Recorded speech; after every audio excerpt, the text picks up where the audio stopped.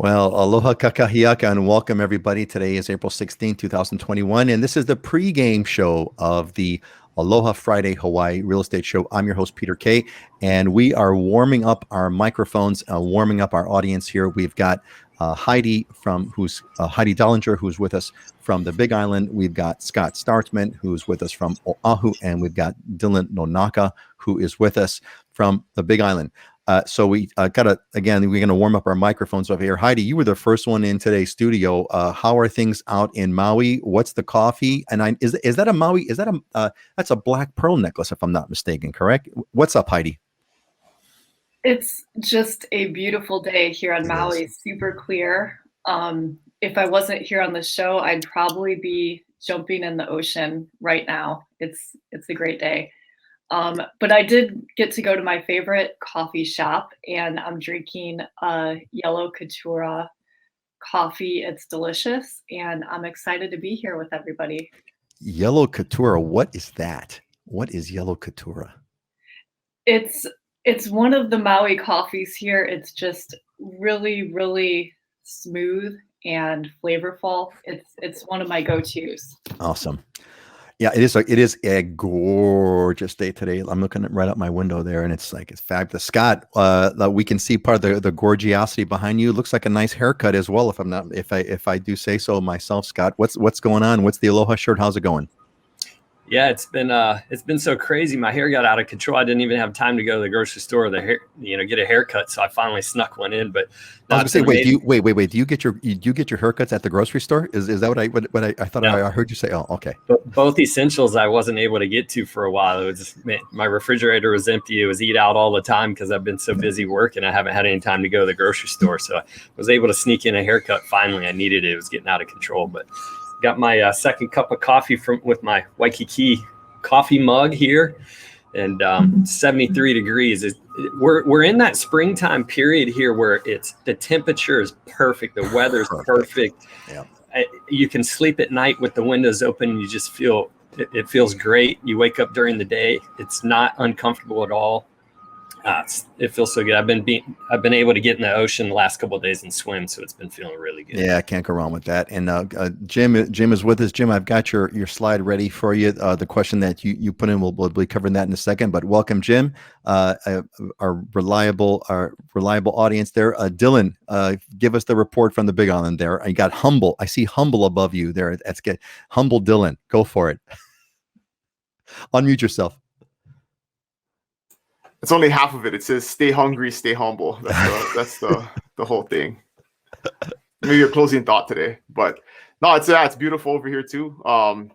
It's just you can just feel the people that are here. There's after it's been kind of building up, but still, now there's a little bit of road construction going on, and just there's a lot of traffic. For what we have here on the Big Island, but it's definitely cars are still totally sold out, and yeah, we're getting back to normal. It feels like back to normal. I've got a story about that I'm going to share. But what's the weather like? Is it as perfect in Kona as it is today on Maui and Oahu? Pretty much, yeah. I can see outside, and it's not a cloud in the sky, just blue sky. It's beautiful. So yeah. It's been drier. After a few months there of pretty rainy weather, it's dried up. So we planted grass. So I've been having to water the grass, or my kids anyway, not me. But there you go. The kids at the weather. I'm actually gonna be. I've got my weather series. Last year, because I had all of my months of weather lined up, but last year because of COVID, I skipped April. I think I skipped April, May, and maybe June. And so I got my April video I recorded a couple days ago, and it was at one of these just absolutely fabulous days. So reflecting on what Scott is saying, we got a bunch of other folks are joining us over here. Christopher Longley, happy Aloha Friday from Menominee, Michigan. Welcome, Christopher. Great to see you. Mark Whitehill, a member of the Islander Ohana. Welcome, Mark. Good to see you. Aloha from Oklahoma. And I envy that. There used to, Mark, can you find where's the link where that there used to be a link, and that's what you use, but there used to be a link you could go to and create your own South Park character, and I created one a long time ago. But that makes me think about that. And Joyce is again with us. Joyce, Dylan's Calabash auntie is here with us, who's from the Big Island. Good morning to all. Judy Hey, Judy, how's it? Welcome, Judy. Happy Aloha Friday, man. Everyone's here. This is great. Jen, Judy's here in town right now too, looking at property. Oh, awesome, awesome. Well, I hope she's gonna have a good time. I hope she's having a good time. Well, Judy, I hope you're enjoying the weather. This is perfect Kona weather. Jen is with us. Jen Tomoka. We had snow yesterday. I'm sorry, Jen. I'm sorry, but it's perfect. It's perfect. It's absolutely perfect here. It's a gorgeous day. I don't know if you can hear the birds. Your birds in the background there. Jim David from San Diego. Welcome, Jim. Great to see you. Jeremy's back. Aloha, Jeremy. You were, if I'm not mistaken, Jeremy, you were looking for trying to get a gig as a the price estimating. What's the price estimating people called? What are those people called? Appraisers. Thank you. That's what it is. Tom Means with us. Tom, how's it? Hope you had a happy Easter. Yes, Tom, Christ is risen. We had a happy Easter. And Christina's with us. Hey, Christina, how's it going? Christina, working with, and your buddy Scott's over here. Christina's been having quite an adventure on Oahu. I hope that's all going well. Loving everything. Excellent. Great. Hey, this is great. You guys are phenomenal. And Dale's with us. Follow us on YouTube. Yes, Dale, thank you. And we're great to have you here. This is so fun. I got to tell you guys, I am having a good time. Appraiser. That's it. Thanks, Jeremy. Appreciate it, buddy. All right. Hey, it is 9:01. So we need to get this party started over here, and let's get with our quick update on news today. And the news is lots of stuff going on, but it looks like this vaccine passport's on its way. They're saying that May 1st is going to be the first rollout for this vaccine passport. What they're intending on, for example, we got this from Governor Josh Green. He's saying that May 1st is going to be the first initial rollout date for inter-island travel. So if inter-island travel, of course, that means if you're going from island to island, if you've got a valid vaccine passport, and they're going to be coming up with some apps that can hold that and show that, etc. We're going to wait. They haven't given us details, but presumably it's some kind of an app. You'll be able to travel inter-island without having to go to be quarantined. Which is great. And of course, following on with that, they're going to be doing lost my train of thought here, the vaccine passport for trans-Pacific travel. If you're coming from the U.S. mainland or from elsewhere, landing in Hawaii, if you have a vaccine passport, they're planning on, if you can show that, you'll be able to skip quarantine. There's not a firm date on that yet, but they are saying that's going to happen sometime in the summer. The name of the game, as always, is planning. Make sure you do planning. Maui, I want to hear more details about this one, Heidi, because Maui is doing a secondary test. They're implementing a mandatory secondary test upon arrival for trans-Pacific flights, meaning that if you are traveling from the mainland directly to Maui, that's a trans-Pacific or trans-Pac flight. Trans-Pacific travelers arriving in Kahului Airport will soon be required to undergo a mandatory secondary COVID-19 rapid test upon arrival, or face a mandatory 10-day quarantine. And apparently my understanding about that is the county of Maui will be paying for that secondary test. What Dylan mentioned earlier, things are coming back to quote unquote normal, and the surge in tourism arrivals looks like it. The bookings are cranking up. One of the CEOs of a prominent travel company said, we haven't seen travel demand for Hawaii this strong for over a year. Our vaccines are on their way. We're going to hit 1 million doses now.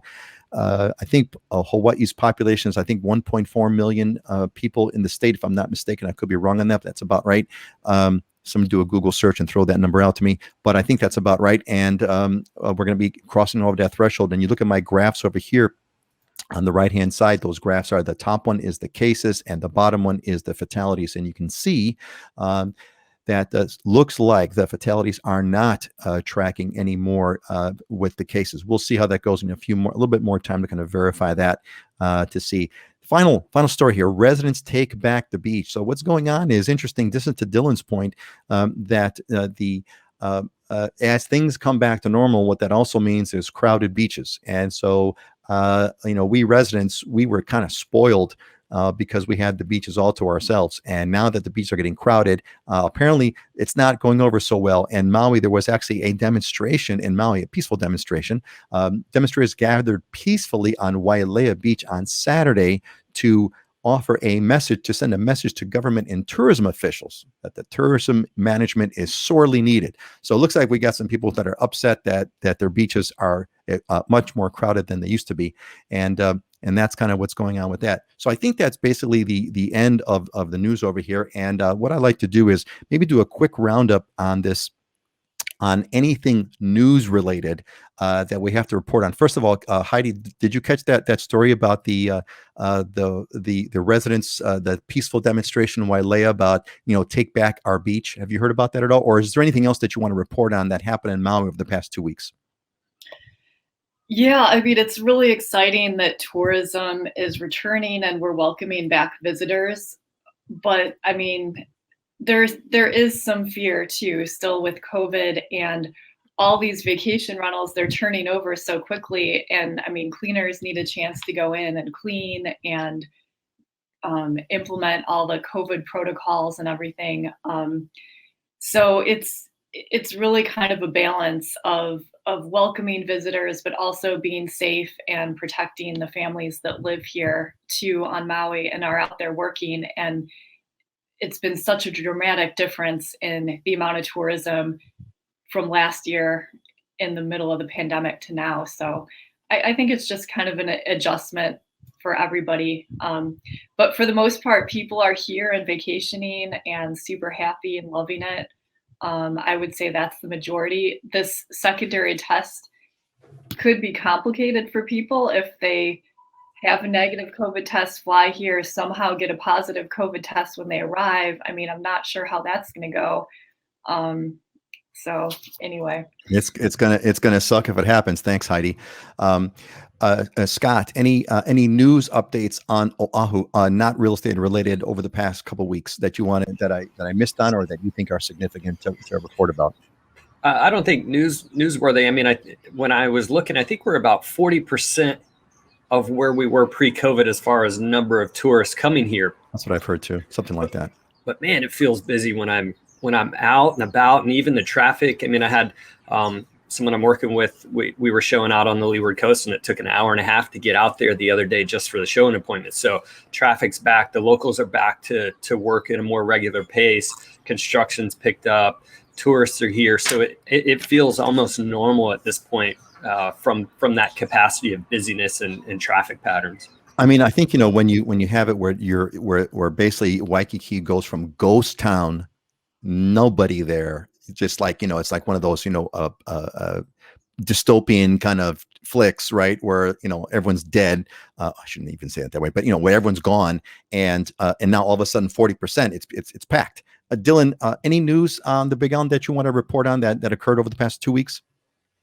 Yeah, Hawaii County is going to start a pilot program for Trans-Pacific travelers. So that's something to look into if you're looking to travel from outside of the U.S. So that, I guess, is going to run through May 1st. They're starting like a pilot program to start that process. So that should be interesting. And then the other big news for me is that my younger son went back to school full time this week. So that's been, man, he's super stoked about that. The older one's still at home, but yeah. So the elementary school is starting to. It doesn't seem like it's like highly publicized, and each school seems like they're doing it on a different schedule. But Konoana Elementary went back to school full time this week, and so far so good. Yeah, excellent. That's it seems that life is kind of coming back to normal. That's kind of what it smells like. Let me do a quick catch up on a bunch of comments that we've gotten from everybody. Let's see. Yeah. So Gina, yeah, Scott's the best. Gina, that's what didn't I tell you? I told that Christina, that's what I told y'all. Scott's the bomb. And I concur. Thank you. Mark, on those avatar creators. Yeah, thanks, man. I'll have to catch up on that. I'll find one. If I find one, I'll let you know. Dale Diego wants a Mai Tai now. You know what? I would go for a Mai Tai now, but it's 9 o'clock in the morning and it's a little too early for Mai Tais. But Dale, maybe where you're at, it's not. It's a little bit. It's Mai Tai time. Certainly for Friday. Hey, Master J.M. Isidrio Jr., hello from San Francisco. We plan to move there 4 to 5 years from Maui. Master, you want to make sure you get that. I got a form in the description. You came in from Facebook. There's a form in that thing. Click on that form. Let me connect you with the best on Maui, who is Heidi. And Tom confirmed my 1.4 population on Hawaii, correct. Kenneth, passports are legal under Nuremberg law. Yeah, I don't think they're going to force passports. They're just going to make it where if you have a passport, you can skip quarantine and you don't need a test. So you don't have to get the passport. You could just kind of show up and you could go through quarantine for 10 days, or you could come with a negative test and skip through quarantine, or you can have a passport. 70%. Yeah, Mark, we're almost there, man. We are, I think herd immunity is right around the corner. I'm certainly hoping that it is. And we have our Austin. This is Islander Ohana member. They're in the Islander Ohana members are in a separate private Facebook group. If you want, next time you guys post, if you're posting from the Islander Ohana private Facebook group, make sure you give us your name, because there's a security, a by design security feature of Facebook. People who post from Facebook groups do not have their name shown. That's by design. Did I do that all in one breath? Okay.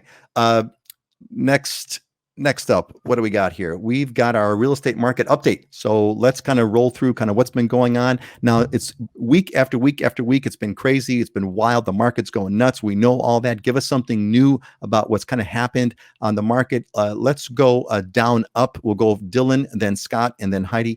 Dylan, what's something new to tell us about of what's been happening on the Big Island? Something that's newsworthy. And make sure you unmute. There you go. Yeah, so the quick summary is, I mean, not much has changed. It's actually gotten even crazier. But I'll share with you just a quick kind of stat to illustrate what's going on here. So, and this is going to be the last time really it's going to make sense to be looking at data from a year ago, right? Normally we compare month-to-month data from a year ago, and that gives us some indication of what's changed or what's went up or what's down.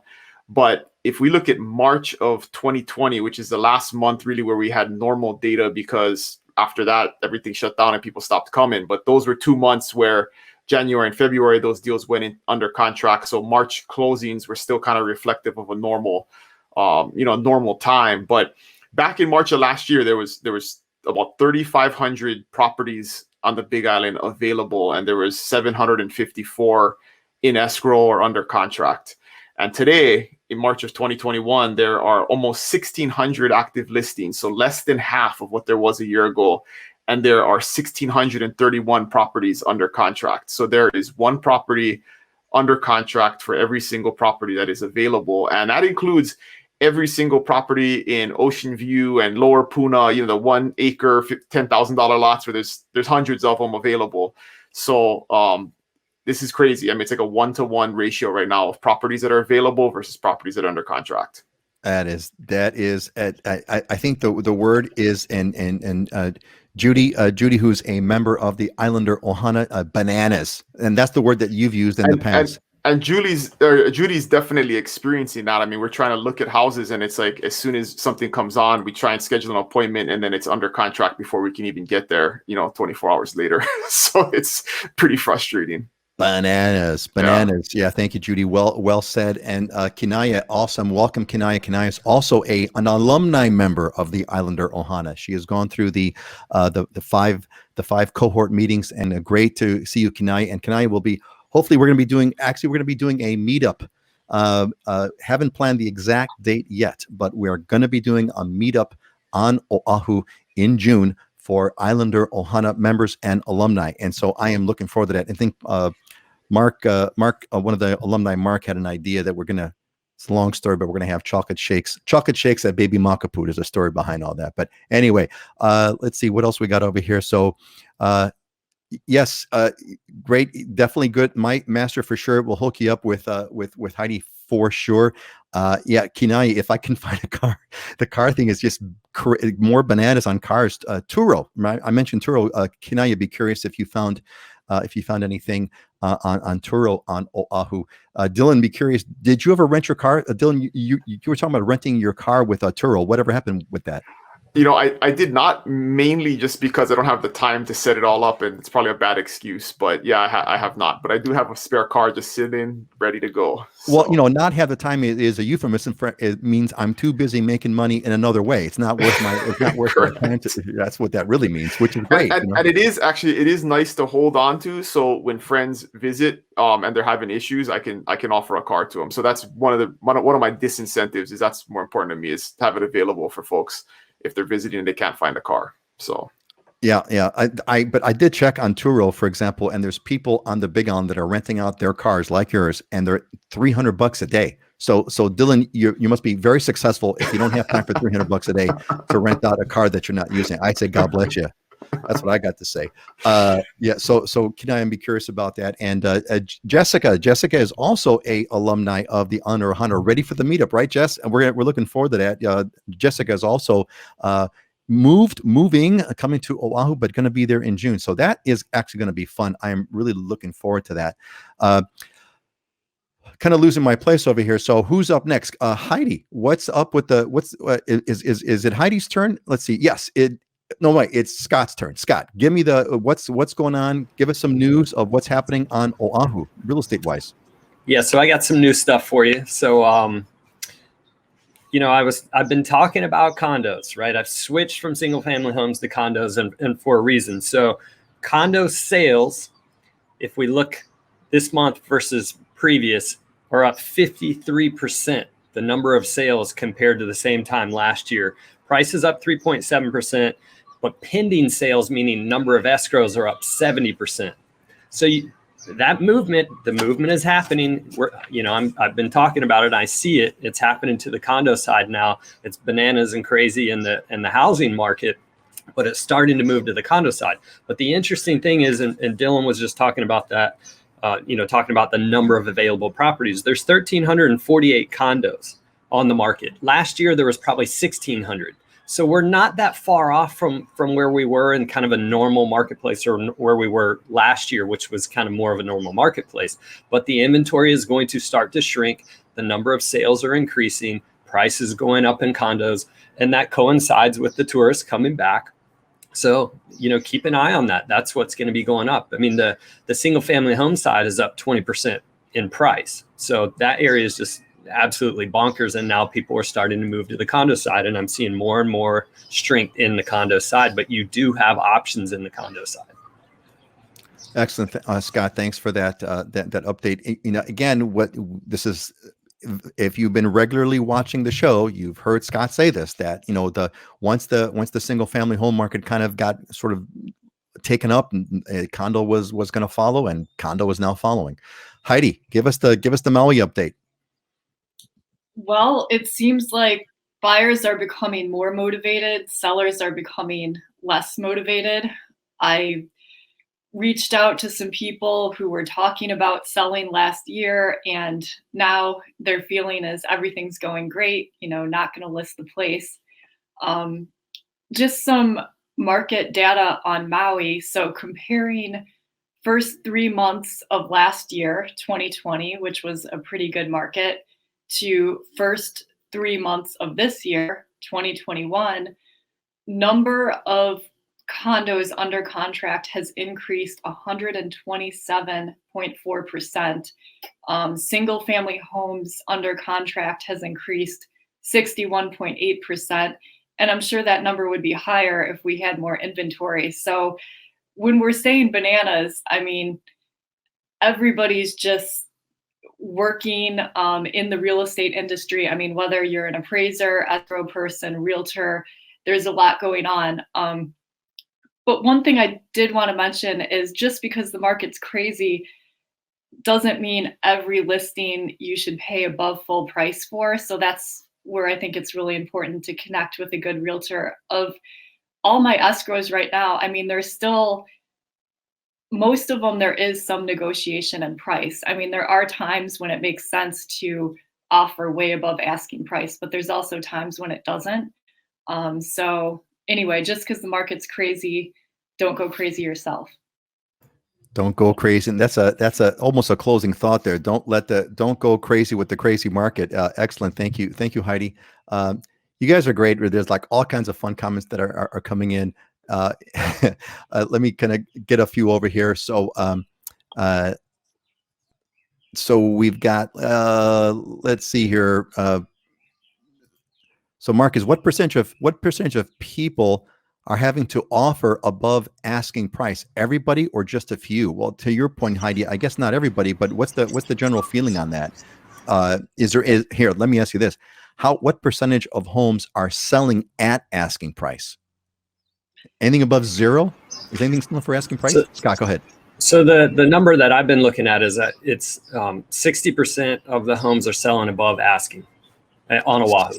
60% above. Heidi, so 40 or at or below. So 40 or at, well, there's the good news. 40 are at or below. Heidi, you have a sense of what percentage of homes are getting above asking price? Any sense? I don't have that data point. What's your feeling? What's your intuition saying?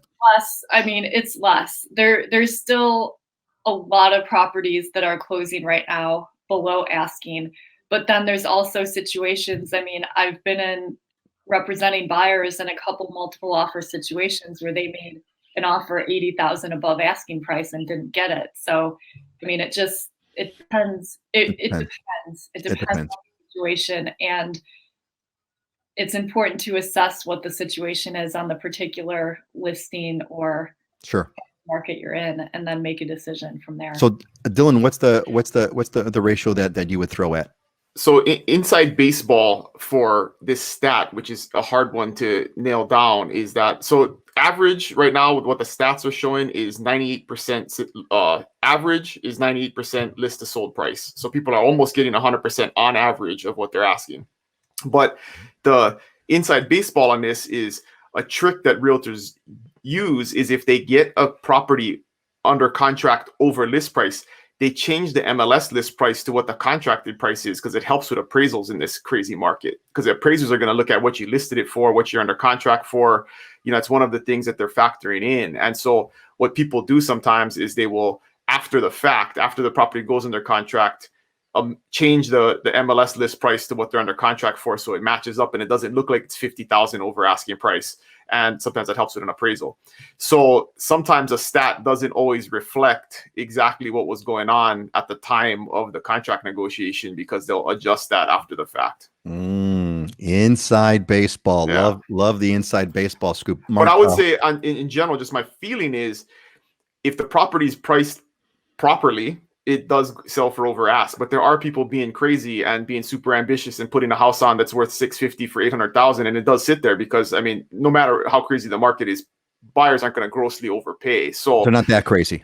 Yeah. So I mean, the advice we give sellers is don't be crazy. Just let's price this the way we normally would and let the market take care of it at that point. Because if you miss and you're 60,000 over what it would normally sell for, you may be missing out on getting 50,000 over because you're just too high and nobody's going to offer for it. Where if you listed it right and you get 3 or 4 multiple offers and people bid it up over asking price, you may get 50,000 over where you missed it if you priced it at 60,000 over. So it's still, you got to be smart about it. You can't be crazy, but again, so I got to talk to somebody who knows what they're doing because just throwing a shot out in the dark is not a strategy. So. Our motto for today is "Don't be crazy." I think that's that's today's motto.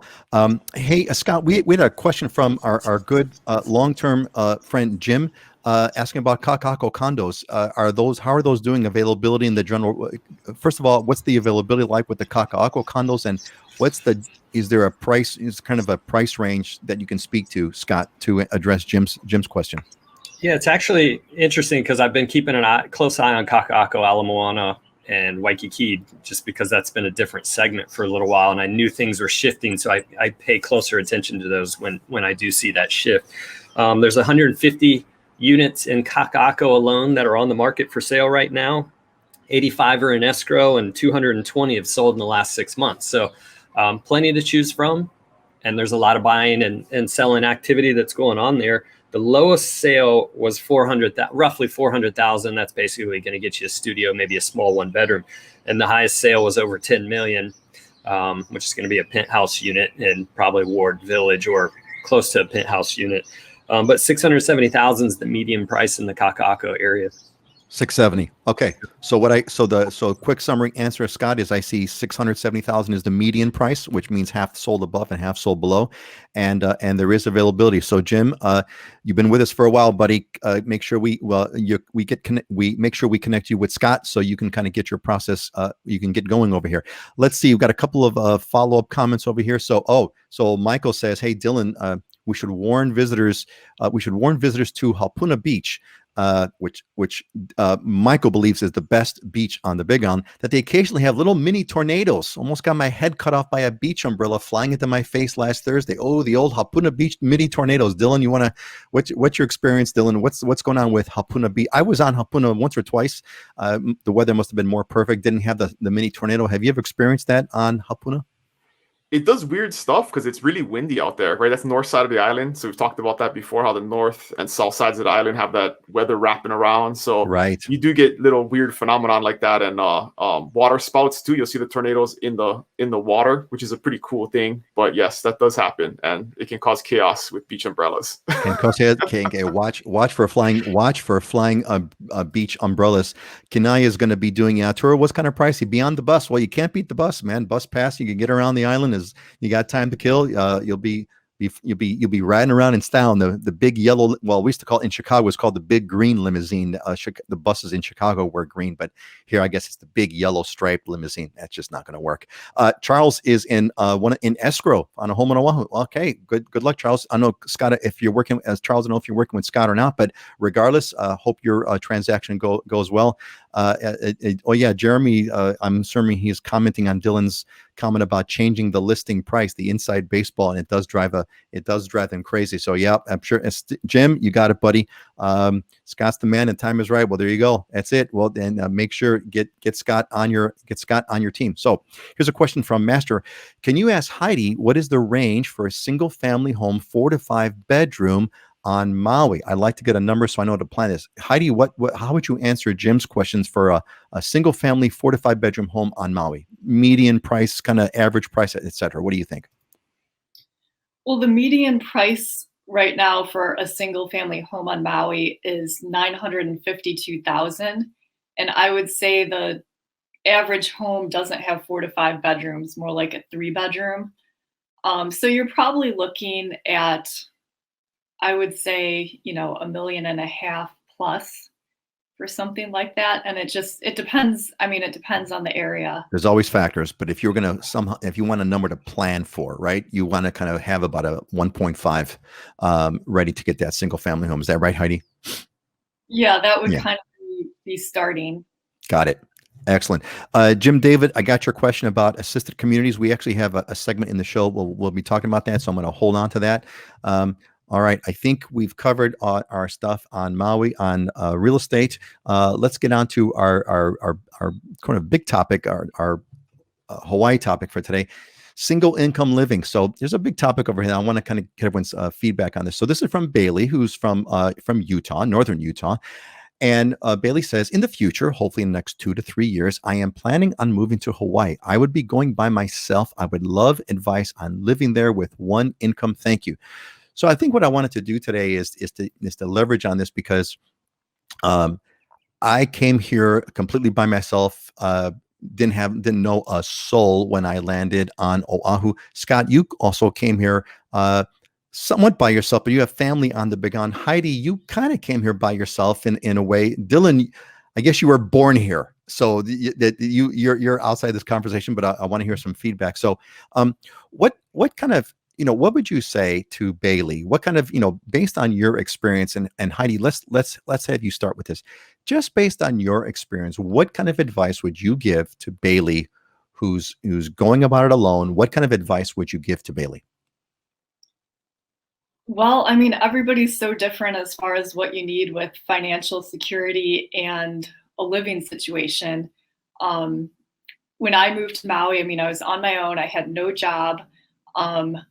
I did know that I would be able to afford at least very modest housing for the next 6 months to a year. I did buy a car when I moved over. It didn't really make sense for me to ship my car because it's, you're spending a lot shipping it. So I think I found my first car on Craigslist, and it was what's known as a Maui cruiser, which is just, an inexpensive car to drive around the island.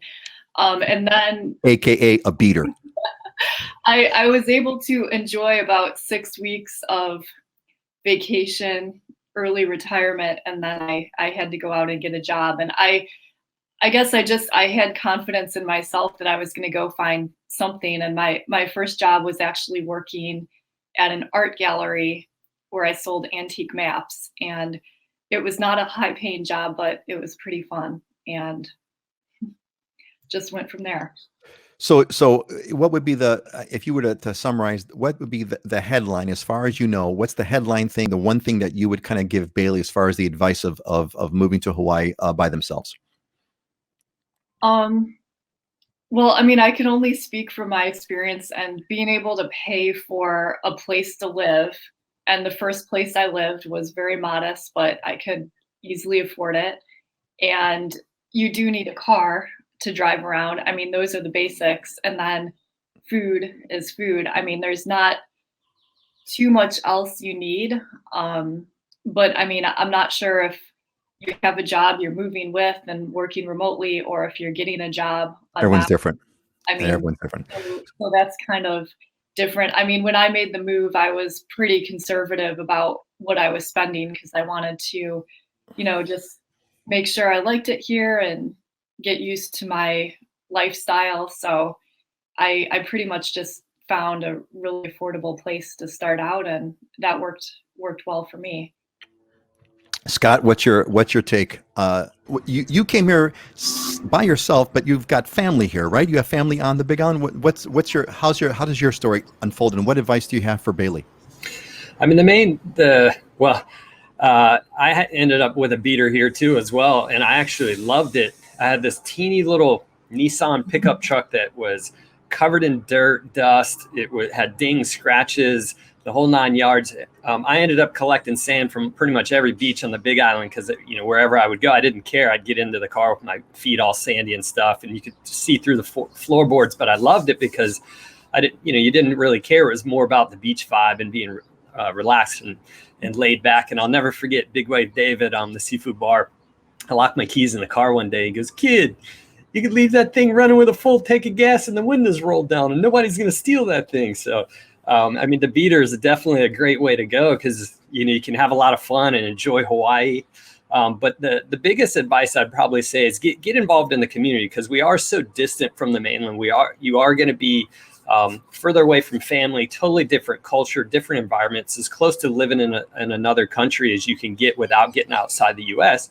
So a big part of it is establishing friends, getting into the community, and establishing that connection of people that can be a good support system for you. That's probably one of the biggest things I would say, and it's going to lead to more happiness while you're here, and some of that adjustment that it's going to take. Yeah, I mean, that's a great piece of advice. Community is everything, because Hawaii is all about the connections over here. I've got my comments, but I'm going to let Dylan. Is there anything that you want to throw on this, coming from whatever perspective that you got? What advice would you give to Bailey? Because I'm sure a lot of people have asked you for advice and you've given it. What do you say? I would kind of summarize, I think, what Heidi said was, if you're going to come here as a single person on a single income, well, it depends on your income, but you have to expect to live that lifestyle, right? I mean, that's the thing, is people come here with unrealistic expectations, like they're going to get a 3-bedroom house and a great car and have a lot of money to go out and eat and all that kind of stuff. And if that's your expectation, you're going to be disappointed. But if you're willing to live a modest lifestyle and keep your costs low, it's doable. But I can also say that, my wife over the years has had plenty of teacher friends who come here, 25 years old, out of college, Teach for America type situations, where they come out to a rural school, and it ends up being really hard for them to make it, because teachers, I mean, they don't get paid great, but they don't get paid terrible in Hawaii. But, even on a $50,000 a year income, it can be a stretch to make it on your own here. So definitely plan to live simply. Plan to live simply. Yeah, that's a good one. What I would add on to that is I had 6 months worth of savings when I came out here. And that's kind of what saved me. I came all the way to the end, but with those savings, but that did sort of save me. I remember, never forget, I was sitting in my studio and I was doing my calculus. Okay, I'm spending this much on food, this much on rent. Okay, divided by the money I've got left in my bank account. The answer came back, 4.5. Like, oh my God, I got 4.5 months to go. So that definitely helps. But I would, excellent. Thanks for everyone's feedback. And to the point of community, yeah, Jessica, that's why I joined the Islander Ohana. That's exactly right. That's why I call it the Islander Ohana. This is a group, a connection for you to meet others that are on your journey, and a gateway for us to introduce you to our networks, the people that we know that can do stuff. And so that's kind of exactly what I've been trying to accomplish. So thanks, Jessica. Great to hear you got that. And Masters, any recommendation on shipping a car from San Francisco? Any strict restrictions? I don't think there's any strict restrictions. I mean, I'll be up here. I don't think any strict restrictions. You just got to get it on the boat out of San Francisco. There's only a couple of shipping companies that do it. I believe, if I'm not mistaken, it's Pasha and Matson, maybe Horizon. I'm not sure about Horizon. Is Horizon a third? There may be 2 or 3, but look, there's only 2 or 3 companies that ship the cars. Basically, you bring the car to the dock, and there's all the documentation you could look up at their website. You have to be very careful about what you bring, title and proof of ownership and all that kind of stuff. You do that, and you'll be all set. 3 vehicles, okay, 3 vehicles to Maui. Well, that's definitely doable.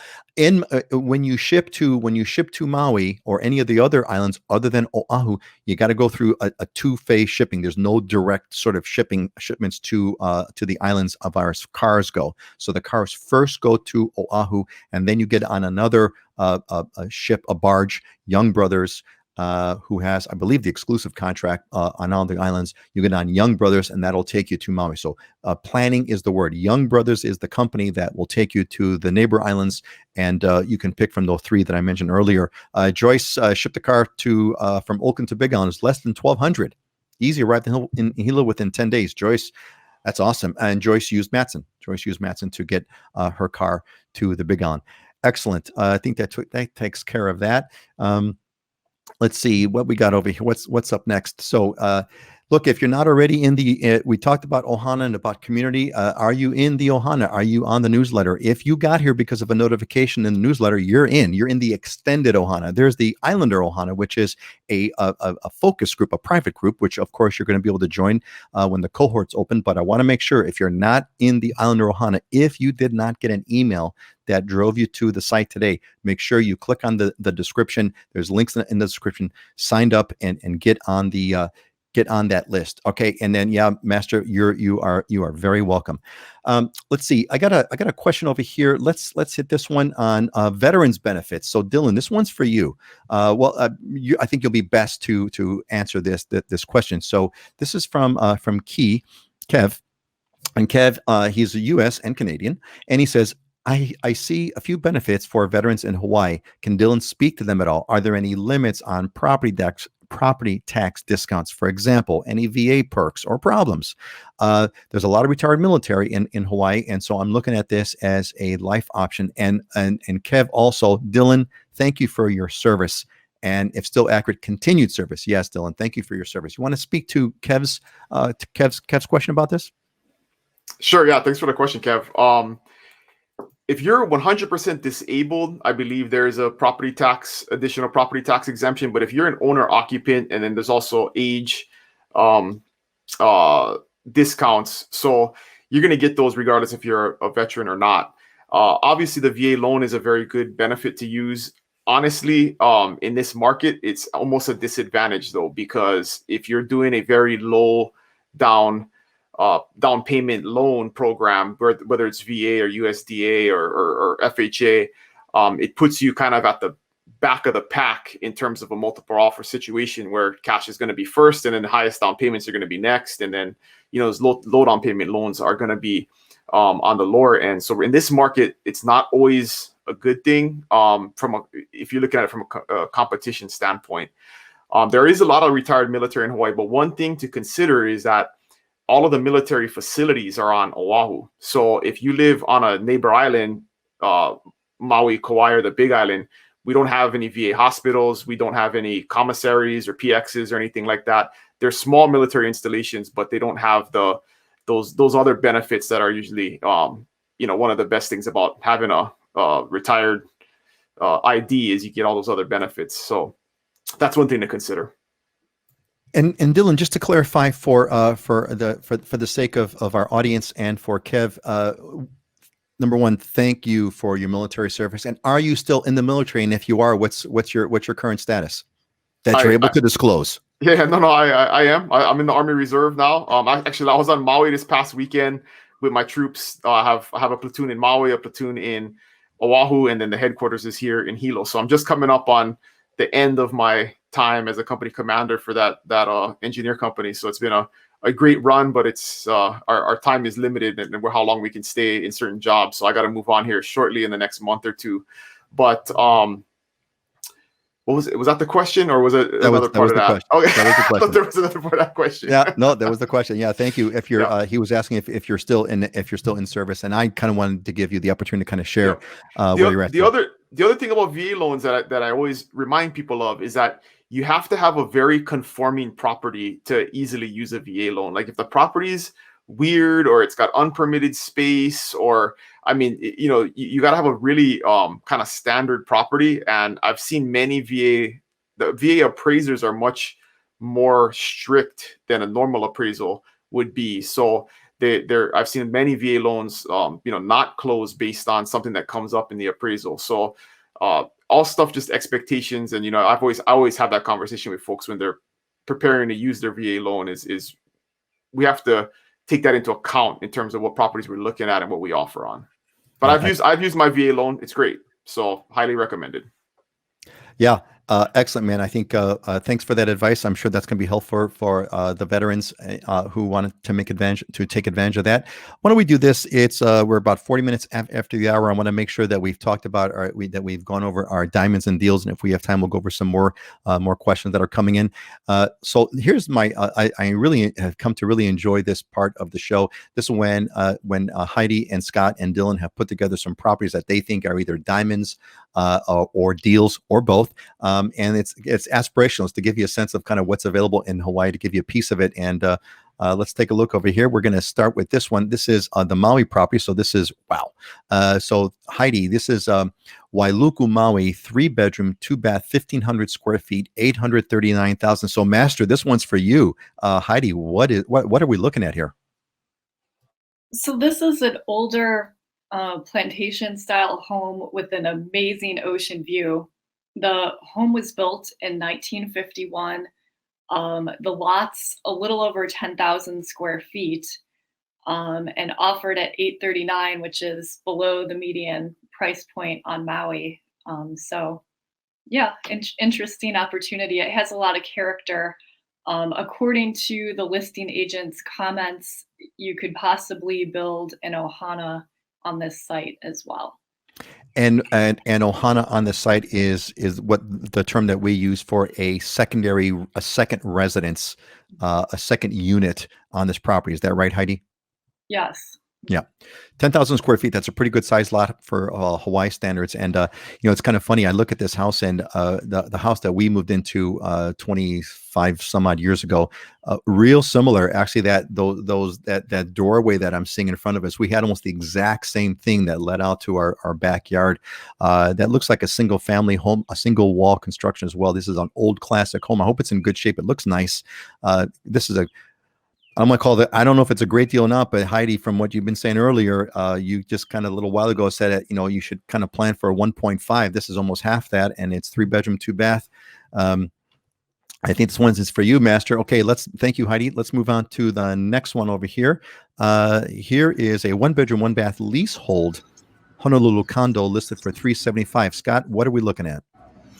Yeah, so I'm using this as a leasehold example for people on the opposite end of the spectrum. Everyone always gets kind of scared off by leasehold, and this is probably one of the best leases you can find around. I mean, a 1-bedroom, 1-bath condo with a 1 parking stall, ton of amenities, great pool, barbecue area, exercise area, close to downtown Honolulu. I mean, if this were fee simple, it would probably be $550,000. So for leasehold, you can get it for $375,000. and it's 628 square feet with 110 square foot lanai. So it's got a good lanai. It's got great views. The interesting thing is the lease fee on it is or the lease rent on it is $65 a month. It's got a periodic step up, but it's set till 2070. So it's got basically a 50-year lease on it where there is no renegotiation period and a low lease. So, I've sold this before, and I had a buddy of mine said, yeah, it's leasehold. And I said, dude, how long are you going to keep this thing? 5-7 years like most people do? Then you still have this long lease that you can finance it. It's set. There's no uncertainty with it whatsoever. You probably won't even be alive by the time the lease ends, right? So this is probably one of the best leasehold properties on the island, one of the best lease structures. So I kind of use it as a learning point for this show. It's a great example. We've got a course in the Islander Ohana. We're going to be publishing an edition. We're going to be expanding the courses in the Islander Ohana, and we are going to have a course on leasehold in addition to a course on real estate that'll be available to Islander Ohana members.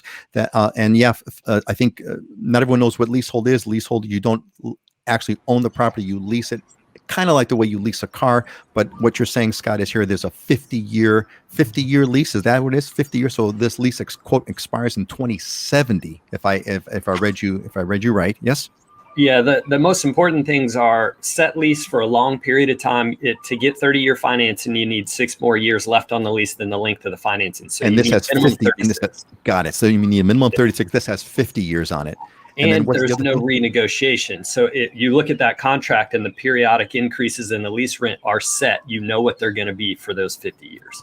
Oh, okay. So so there are in some lease contracts there is renegotiation along the way. This one, you know what that it's already been negotiated. You already know what those step increases are going to be over the course. So it's a very predictable property. So you know exactly kind of what you're getting involved with. This is look, the very first property I bought when I was in my early 20s was a leasehold, and I kept it for I think maybe 2-3 years, and I sold it, and I just got lucky, doubled my money. I didn't know that, but it was a great buy. It was the best thing I ever did. That's what I did on my first property in 2001. It was leased. The landowner had died. The 3 sons had inherited the property. I figured they would sell the fee. I took that risk and I bought the fee. I was able to buy the land a year later. So it ended up being a good guess. Even better. Yeah, even better. Excellent. Great. Thanks, Scott. Let's move on. Let's hit our big on property. I always love the diversity. You guys do a great job of bringing up a diverse property. So here we go with Dylan's diamond or deal or both. 4-bedroom, 2-bath, 5 acres, Kealakekua, 890,000. Dylan, what are we looking over here, man? Yeah, just a total deal. This is actually right near where I live. So there's a big subdivision called Kona Scenic. You can kind of see it to the right of this home in the big picture on the right side. And so this 5 acres, a lot of times farms on the Big Island, especially like 5 acres or more, they're up, a dirt road or a gravel road or a busted up old farm road. And access is sometimes an issue. You can't drive a car to it. You got to have an SUV or a truck. And this is 5 acres, and it feels like it's right in a neighborhood because of the great access, but it's a beautiful piece of property, gentle grade. It's got mature macnut trees, lots of coffee on it, mango, citrus, all kinds of stuff. And the house is nothing special. The house is in great shape, but it's pretty much original. But the owners have taken immaculate care of it, so it's ready to go. It's the 4th bedroom doesn't have a closet, but could be like an office or something. But awesome little farm property. I mean, I saw this hit the market 2 days ago, and I was like, man, this thing is a steal. So if you're looking for a farm type property, really good area, right below the hospital, right below, banks and, the post office. I mean, it's in a good area in Kealakekua. Awesome opportunity here. Man, so this is a diamond and a deal. So it would be just if somebody wanted to kind of operate a small quote farm, 5 acres, like you said, macnut trees, mango, coffee trees. Heidi, we can get someone to brew coffee for us over here and have some fresh coffee, some genuine, true blue Kona coffee, coffee from Kona on Kona trees on your property. That is awesome. Hey, thanks, gang. Let's catch up on some comments over here that have been coming in. First, a question from Michael. Dylan, is this South Kona, south or north Kona? I guess it depends on your perspective. South Kona is a big area. I mean, I would call this South Kona because it's about 10 minutes south of Kailua Kona, but I mean, it's still pretty central. It's not like South Kona where, you can get pretty far down 45 minutes to an hour away from Kailua Kona, but this thing is on county water. It's got all the utilities. I mean, just very rare. A lot of times farms like this are on catchment, far off the highway, further up the mountain, stuff like that. So this has like basically what I'm hearing you say, Dylan, is this has sort of quote modern conveniences, right? Things that we all expect. It's got a road. You can actually drive to the property. It's got county water. That's awesome. And Kinaya, you better get a hold of Dylan, man. She could put her 3 boys to work on that farm. Yeah, that would be the trick. That's what you want to do. So let's see, Jim here. The show went by way too fast. Speech to text that doesn't come out right. We're trying to pack it all in over here, Jim. I'm glad you're enjoying it. We're trying to do our best to make it enjoyable for everybody. Hope you all are liking it too. Looks like there's a lot of side conversation here, which is great. Master is getting with Joyce on the mats, and yep, absolutely great. That's totally awesome. Okay, we got some time actually. This is great, and so let's go back. There was a topic that came in that I thought was had a couple of there was a couple of questions that came in, and I want to kind of continue with this one. And this is related to retirement communities. Let me bring this up on the screen over here. And this also is Jim David also gave us a similar question here. Any assisted living communities for seniors on Hawaii Island? So Jim, we're going to cover this topic right now, and we're going to kind of hit it. There's a couple of questions that popped in, so we're going to start this conversation. So this first one came in from Denise. Is there any housing on the Big Island or any other island that is for 55 plus small homes in a community? Don't need much, really. I don't need much, really downsized. Grew up in Kailua many years ago. Became an airline captain for Southwest and a nurse, and just retired from both. Just want to have the simple life. Want to come back to home with my 2 dogs. I live in a condo in Gulfport Beach. Is this possible? Do we have some kind of retirement communities for the 55 plus? Same thing. Question over here from Denise. I think actually the same one, she actually asked it twice. So we got Denise asking about 55 plus, and we have the other question that popped in about 55 plus from Jim David. So why don't we start this out? Heidi, why don't you kind of lead us on this one and tell us what we've got, if anything.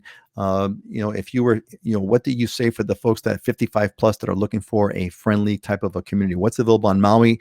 We'll go Heidi, then we'll go Dylan, and then we'll go Scott. Well, there's definitely some great communities to look into on Maui. So unlike, I think some other states have communities where you have to be 55 plus to live in the community.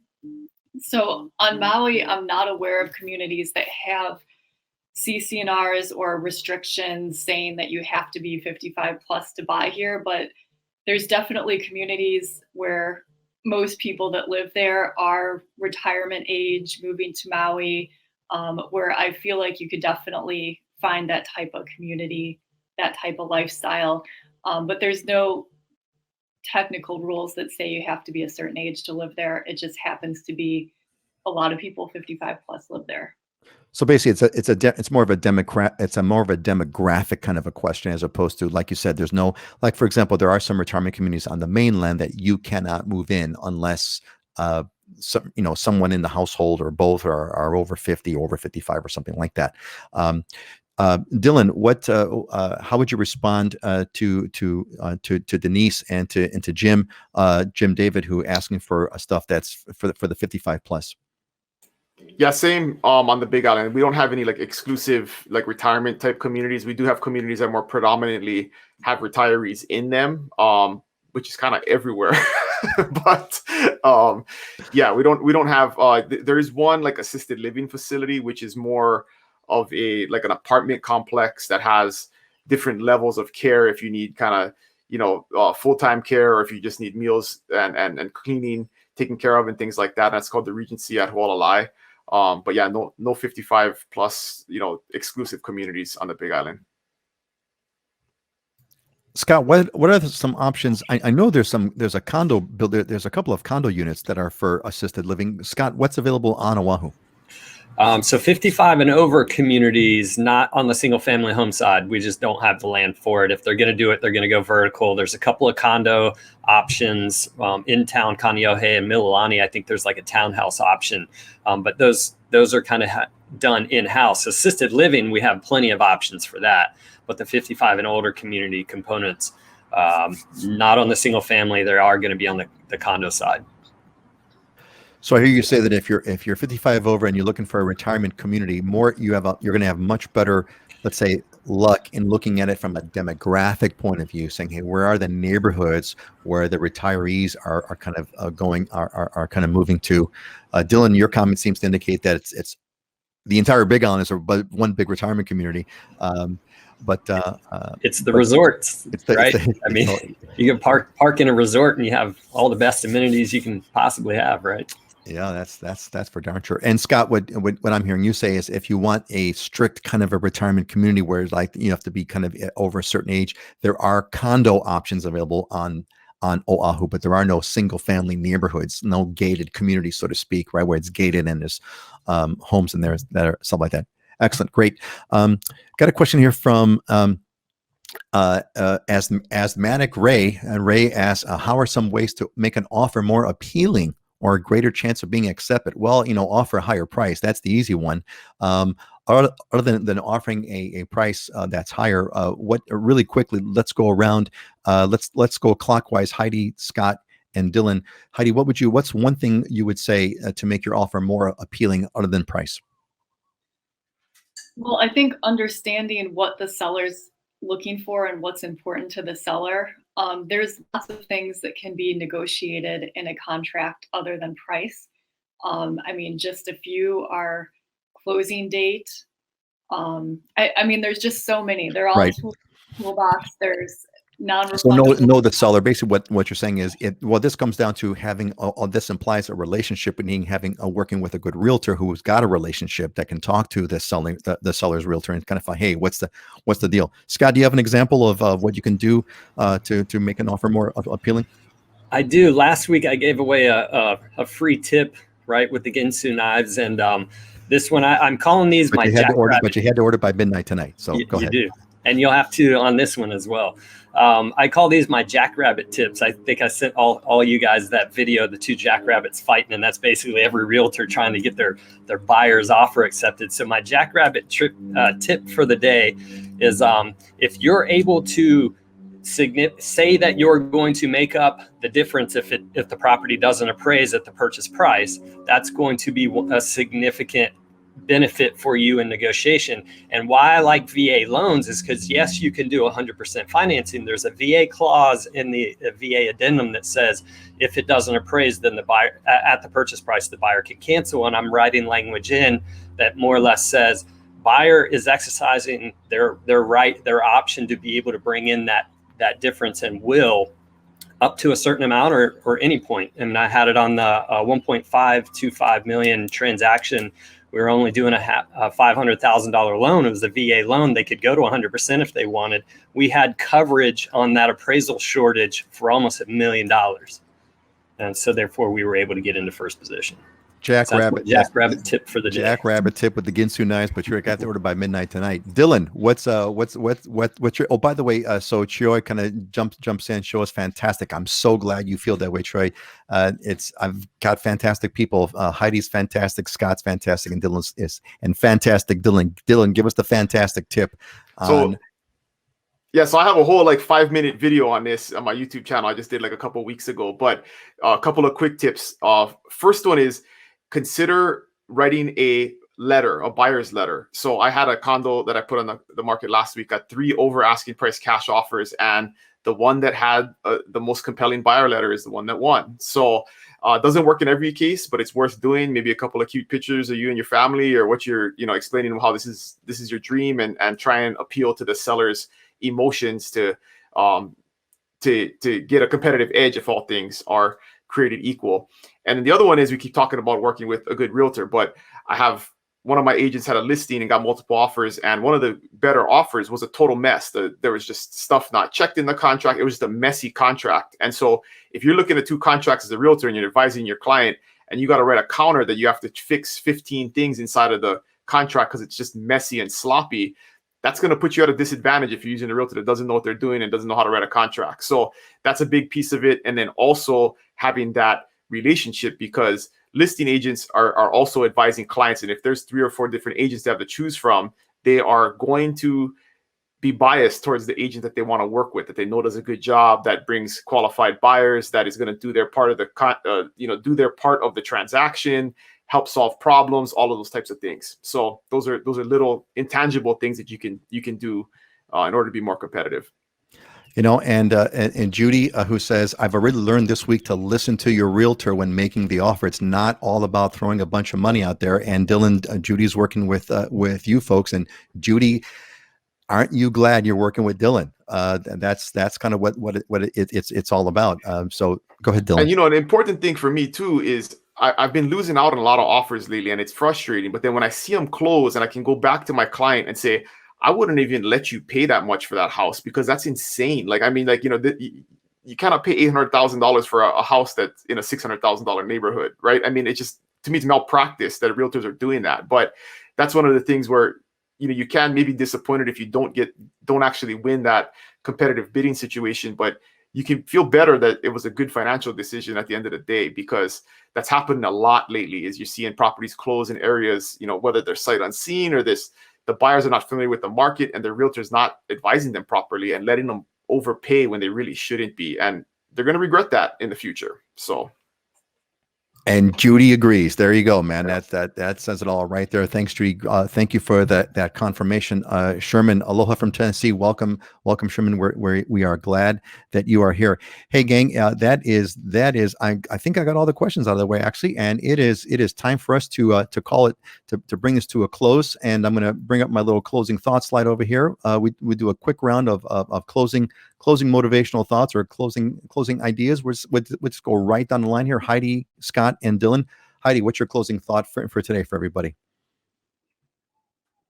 What you focus on expands. So focus on your goals, focus on where you want to be, where you want to go, and focus on the positive. Well said. What you focus on grows. You get more of what you focus on, whatever it is that you focus on, positive or negative. Scott, what's your closing thought? Enjoy the simple moments, and this is directed straight at me. I mentioned earlier, my refrigerator's been empty, and I've just been running and going. And I took a little time to take a swim. I was actually able to sneak out in the middle of the day and have a swim, and it felt amazing to get back out there and get out in the sun and get out in the ocean and just take a little bit of time to enjoy that moment. Yeah, I call that take time to smell not the roses, but I take time to smell the plumerias. That's what I say. A lot of times going in the Scott, I don't know if you get this, but I get it. There's like a hesitancy. I feel like, oh, should I go? Well, I got all the stuff I got to do. And I kind of push myself to go. And then when I go, I'm like, oh man, I'm so glad I went. I'm so glad I went body surfing or whatever. That's my personal favorite thing. Mark's happy. Good show, mahalo. Thank you, Mark. Glad you're all here. Dylan. Give us the Dylanism, man. What's your closing thought for today? You're muted.